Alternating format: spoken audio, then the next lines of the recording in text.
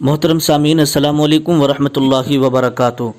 ईद की नमाज का बहुत ही ज़रूरी मसला जो सभी को जानना बहुत ज़्यादा ज़रूरी है कि जैसे कि आप लोग ईद की नमाज़ पढ़ने के लिए गए और इमाम साहब नमाज़ पढ़ाने के लिए खड़े हो गए, तो अब मसला ये है कि जैसे इमाम साहब ने नियत बांधी और नियत बांधने के बाद अब इमाम साहब ने क़िरात करना शुरू कर दी और जो ज़ायद तकबीरें होती हैं तीन, पहली रकात में फिर दूसरी रकात में तीन, तो ज़ायद तकबीरें इमाम साहब कहना भूल गए, तो क्या अब ईद की नमाज होगी या नहीं होगी? या मान लीजिए कुछ ज़ायद तकबीरें जो हैं कह ली और कुछ भूल गए, तो ऐसी सूरत में क्या सजदा सहव वाजिब होगा या नहीं होगा?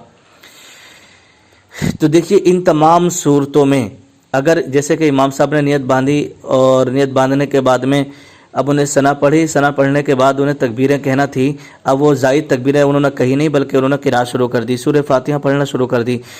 तो अगर इमाम साहब ज़ायद तकबीरें भूल गए या कुछ कह ली और कुछ भूल गए, तो इन तमाम सूरतों में सजदे सहव वाजिब हो जाएगा। समझ रहे हैं?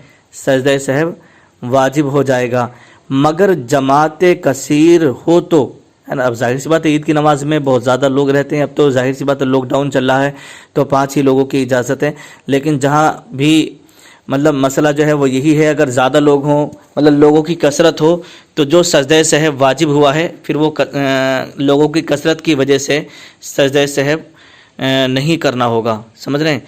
बल्कि बेहतर यही है कि सजदे सहव ना किया जाए ताकि लोगों में इंतशार और फितना ना उठे।